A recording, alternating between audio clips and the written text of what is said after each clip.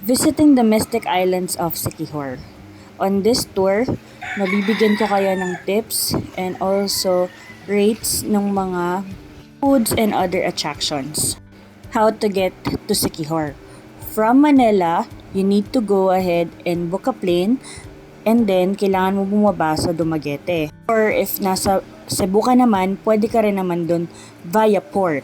And also sa Bohol, meron din Tagbilaran Port. So since taga Bulacan kami, nagbook kami ng ticket sa Cebu Pacific. So around 2,000 lang, balikan na yon. Siyempre, seat sale yan. So from there, binaba kami dito sa may Dumaguete Airport. And then sumakay kami ng tricycle. So gabi na kami nakarating dito sa may Dumaguete. Ngayon, papunta kami ng port para maghanap ng place to crash for the night. Kasi bukas ng morning, mga 7 a.m., doon kami mabarko papunta na Siquijor. See you guys sa my port. So sa may Heart Hotel kami nagstay nung night na yon. Sa Agoda ko lang siya binook. Bago nga pala kayo pumunta ng port, make sure na nakabili na kayo ng ticket. Use Agoda or you can also book a Hello, good morning. So ngayon, it's 5:30 a.m. Papunta na kami ng port. Yung ng ferry namin is 7 o'clock.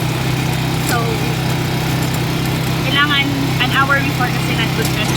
Kasi kukuha ka pa ng mga ticket and other. So ayan. We'll see you in the port. So yan yung baywalk ng Dumaguete and this is the Dumaguete Port. So tulad nga ng sinabi ko kanina, much better na mag-book na kayo ng ticket sa ferry via Klook or via Agoda. Maraming ways din. Or if may time naman kayo, pwede na kayo mismo pumunta dito sa may port at kumuha na kayo ng ticket. Syempre, mas mura kapag dito ka bibili. So here we are in the port of Dumaguete. So as I said earlier, marami kayong pwedeng sakyan papunta ng Siquijor. May Ocean Jet, may mga, yun yung pinaka-famous Ocean Jet. And also, may mga Montenegro Lines. Montenegro Lines, mabubuk nyo siya through Agoda. So, ayun. Say hi! Hi guys.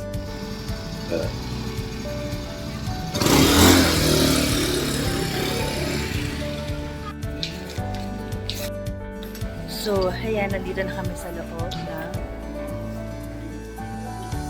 ng port. Iniintay lang namin yung aming boarding. Tapos, kapag nandito kayo sa Siquijor, just a tip, pwede kayong mag-online booking or before the day, kailangan nyo na kumuha ng ticket. Pagpasok nyo dito sa may port mismo, babayad lang kayo ng 15 pesos for the terminal fee itself. Maraming shipping lines na makakapunta kayo ng Siquijor, hindi lang Ocean Jet, tandaan nyo yan. Mas makakamura kayo kung pupunta kayo mismo dito or kung wala kayong time, may Agoda and other and Klook as well. So ayun. See you later, Siquijor.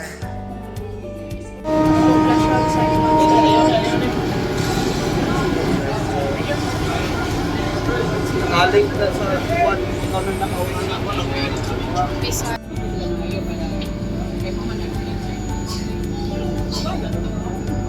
So ito na nga guys, nandito na tayo sa port ng Siquijor.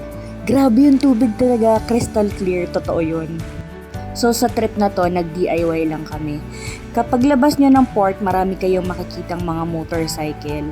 So meron dyan kayo mga makakausap na mga tour guide. Yung mga tricycle na yan, pwede kayong maggawa ng tour nila. Or if you wanna go ahead and really explore the island, much better na mag-rent na lang kayo ng motorcycle. Sobrang liit lang ng Siquijor.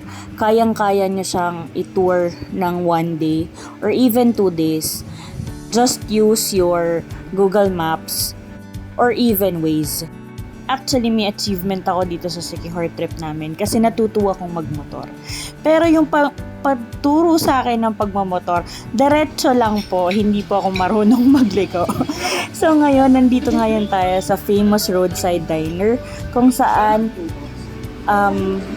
marami silang mga pagkain to choose from. Pero yun yung kinain namin on that day. So first itinerary namin sa aming trip ay ang Balete 3. So dito sa may Balete 3, meron lang parking for about 10 pesos. Sa motorcycle, di ko lang sure dun sa mga sasakyan. So pagpasok mo pa lang, meron na agad na bilihan ng mga souvenir at grabe, sobrang daming tao. So dito, ang entrance fee ay 20 pesos per person. Dito sa Balete 3, dito nyo may experience yung fish spa na sobrang lalaki ng mga isda. And yan yung famous old Balete 3. And then right after that, pumunta na kami ng Hapitanan. Sa Hapitanan, walang entrance fee. All you just have to give is donation. And dito yung famous na broomstick na parang witch. And then right after, nandito na po tayo sa famous San Isidro Pangalawa ata. Church, which is famously called as Lassie Church. This is one of the oldest church here in the Philippines. Makikita nyo naman po sa structure kung gano'n na po siya katanda. And also, right after Lassie Church, in front of it, makikita nyo na po yung Lassie Convent Church. Sa convent itself, 20 pesos po yung entrance fee. Dito po sa may Lassie Convent, madami po kayong makikita sa second floor kasi meron po siyang parang mini museum and also the history of the convent itself.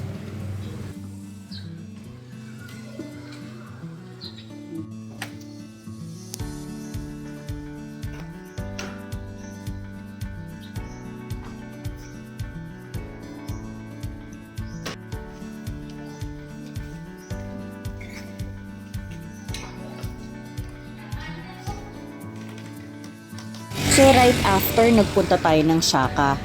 Ito yung famous na parang smoothie bowl dito. Then, iro-room tour ko naman kayo. Dito nga pala kami nag-book sa Flying Pen. Itong Flying Pen ay nabook ko through Airbnb. Sobrang ganda niya. Pwede kang magluto, pwede kang maglaba dyan sa mismong place. And also, maganda siya actually. Sobrang spacious and clean. Sobrang babait pa ng mga staff. May free parking space ka rin, so hindi mo na poproblemahin kung saan nyo ipapark yung motor. Kompleto din siya sa mga amenities. Meron din siyang tissue, yung mga hygiene pack, and also may towel din siya.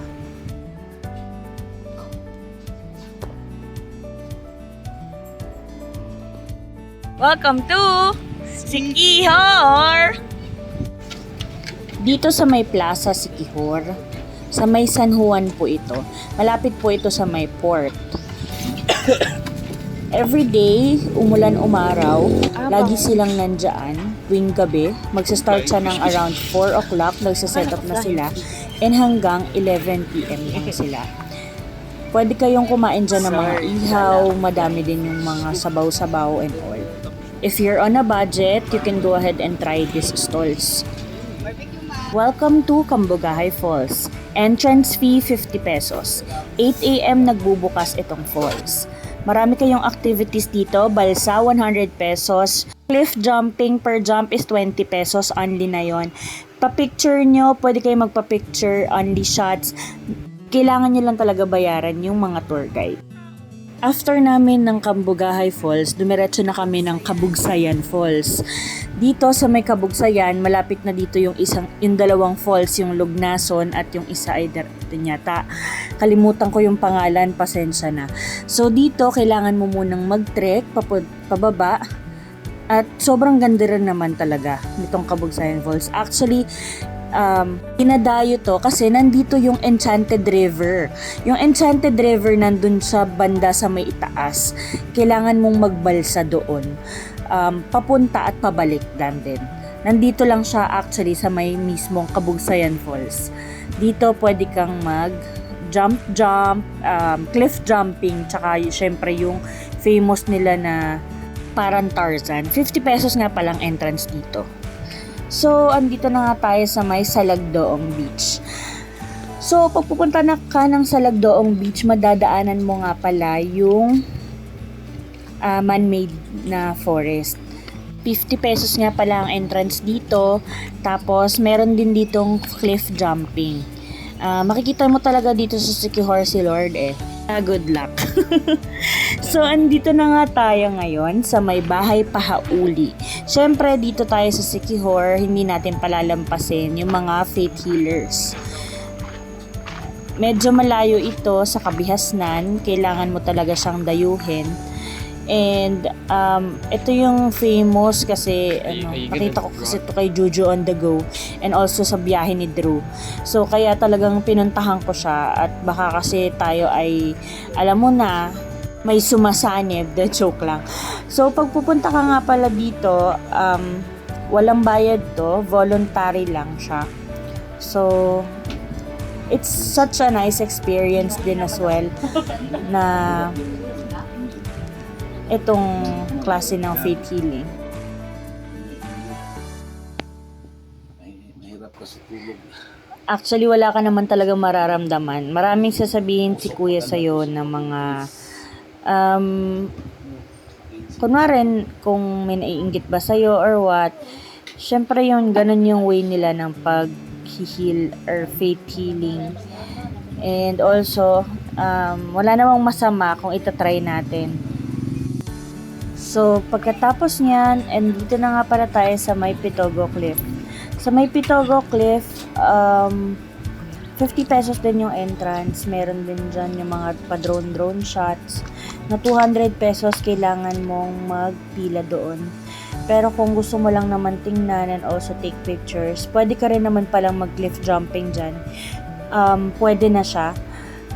Just please take extra precaution. Kasi syempre, di natin alam baka kung ano nang mangyari, baka may maaksidente. So ayun, sobrang ganda dito sa may Pitogo Cliff edge siya na maganda. Diyos ko, yung ano nga pala dyan, yung bato, ang baho. Just saying. So, labas nga pala ng Pitogo Cliff, marami rin kayong makikita ng mga souvenir shops that you can go ahead and try. So, after dyan, nagpunta tayo ng Paliton Beach. Nga pala, guys, dalawa ang Paliton Beach. May small Paliton at ang big Paliton. Sa big Paliton, dun yung makikita yung famous na swing. Tapos, meron din dyan nung parang sa Hapitanan. Pwede din kayo dyan na sobrang daming pwedeng gawin dyan dito sa may big Paliton. Pwede din kayong kumain dito ng sea urchin. Just like Eman Tribe. So, ayan. Sabi ni ate, pwede mo daw kainin yung sea urchin kahit gutom ka. So, ayun, itatry lang naman niya ng isa. So, nilalagyan siya actually ng suka.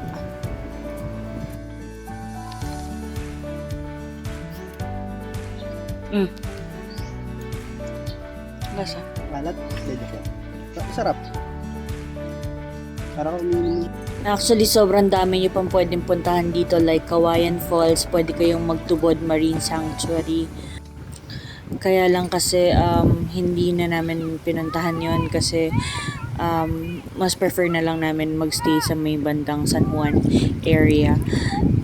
Pero kayo naman, syempre, you can go ahead and also go there. So that's it. It sums up our trip. Thank you very much sa pagsubaybay at pag-watch ng aming video. Until next time, and this is our Siquijor trip. I hope you do enjoy and thank you. Please do like and share and subscribe to my channel, Simply Nikki PH. Maraming salamat. Until next time, please leave some comments.